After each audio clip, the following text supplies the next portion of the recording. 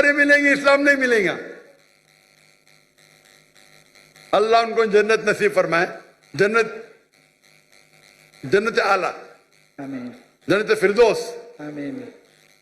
مجھے ایک پاکستانی ابھی کل ملا، بولا ڈاکٹر صاحب جب ڈاکٹر عیسیٰ احمد صاحب زندہ تھے ہمیں ان قدر ہی نہیں کی، ابھی مرنے کے انتقال ہونے کے بعد ہم سنتے تو جو انہیں 20 سال پہلے کہا وہ ابھی صحیح آ رہا ہے۔ پاکستان کے بارے میں تو چھوڑو، ہندوستان کے بارے میں ڈاکٹر عیسیٰ احمد کہتے تھے بی جے پی 2 سیٹ ہے وہ ہندوستان کو رول کریں گے۔ کیا کون سوچ بھی نہیں سکتا تھا خواب میں؟ یہ ڈاکٹر عیسیٰ احمد صاحب کی دور اندیشی ہے، فار سائٹڈنس۔ جب بی جے پی کی 2 سیٹ تھے اس ٹائم کہا کہ بی جے پی ہندوستان کو رول کریں گی۔ ان کو ہسٹری کے اوپر مہارت تھی۔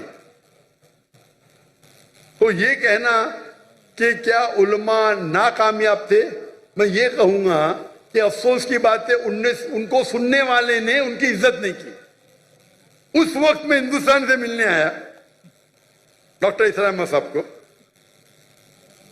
اور ان کے سارے کسرے لی، اور اس وقت بھی مجھے 3 چیز کرتے ڈاکٹر عیسیٰ احمد صاحب۔ ایک ہوتا ہے کہ تفسیر قرآن، ترجمہ قرآن پڑھتے تھے، قرآن کو دعوت کو پھیلاتے تھے۔ دوسرا اصلاح کرتے تھے، شرک، اقسام شرک،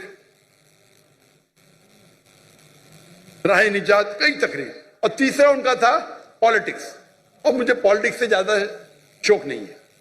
ابھی ہجرت کرنے کے بعد شوق ہو گیا کیا میں کوشش کر رہا ہوں میں دعوتی کام کروں پالیٹیشین کے ساتھ بھی، اللہ نے موقع دیا۔ ابھی جب میں سنتا ہوں ڈاکٹر عیسیٰ احمد صاحب کیا کہتے ہیں، اس ٹائم میں ان کے کسٹ قرآن کے اوپر تھے، فوراً سن لیتا تھا۔ اگر اصلاح کے اوپر سن لیتا تھا، پالیٹکس، میں تو پالیٹیشین نہیں ہوں، تھوڑا سن لیتا تھا، بند کرتا تھا۔ ابھی میں سنتا ہوں تو ان کی دور اندیشی، فار سائٹڈنس اتنا ہے کہ 95 میں کہا جو ہندوستان میں 20 سال بعد ہوگا۔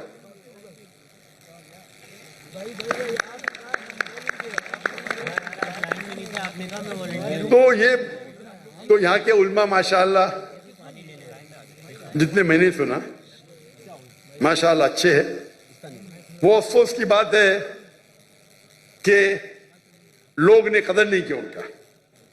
تو آپ کو یہ دیکھنا چاہیے کہ جن کے پاس حق ہے بات کرنے کا آپ بات کرو۔ اگر یہاں کا معاشرہ طے نہیں ہے تو یہ صرف علماء کی ذمہ داری نہیں ہے، ساری امت کی ذمہ داری ہے۔